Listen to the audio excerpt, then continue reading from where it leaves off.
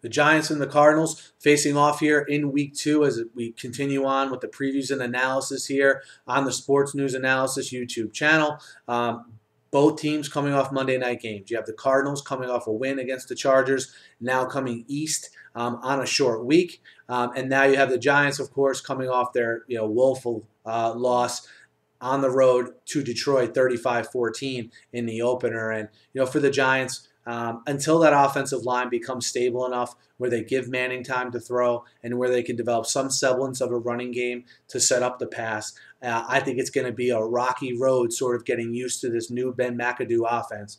You have a lot of players in that offense, most notably Eli Manning, who spent a lot of time in a completely different offense. There's going to be a learning curve that could be helped by a steady offensive line, which it doesn't appear the Giants have right now. That a learning curve could also be helped by a stud defense, which the Giants don't seem to have now either.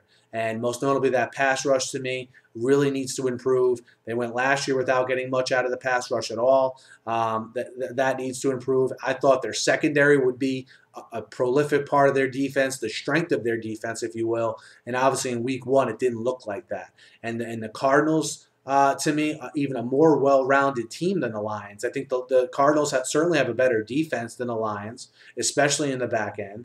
And then on offense, they may not have a Calvin Johnson, but they have an emerging Michael Floyd. They have Larry Fitzgerald, who's always rock solid, and rookie John Brown, who impressed in week 1. So I think Carson Palmer, if they don't get pressure on him, is going to be able to put pressure down the field on this Giants defense. How do they hold up in their home opener? Does playing at home change things? Is that crowd positive or negative when they welcome the Giants home for their home opener remains to be seen.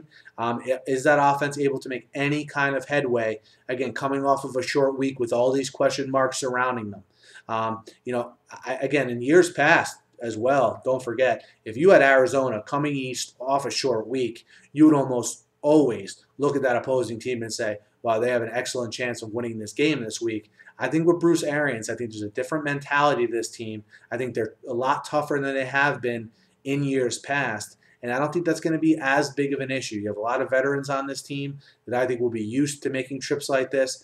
Don't think it'll be that big of a deal. If the Giants are going to win this game, it's going to be because that offensive line plays a lot better than I think they can. And if the Cardinals win this game, I think it's just going to be because they're better and they have better talent on both sides of the ball. Their offense certainly more consistent. Now, they weren't great last week, but they have some parts from last year that was an offense that was, pretty consistent, certainly more consistent than the Giants have been the last year plus. So when I look at this game, it doesn't bother me that much that, again, Arizona's coming east on a short week. I like Arizona in this game. I'm pretty high on Arizona anyway. I thought that was a matchup of two good teams last week with them and the Chargers, and it played out that way.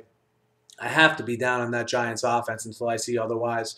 For them to be a favorite against anyone at this time, I'm not very high on. So I like Arizona plus the 2.5 on the road in New York to come east on the road and get a victory. Guys, let me know what you think. Hit me up in the comments. Hit me up on Twitter as well. Arizona plus the 2.5. Be sure to subscribe to my channel. Have a great night.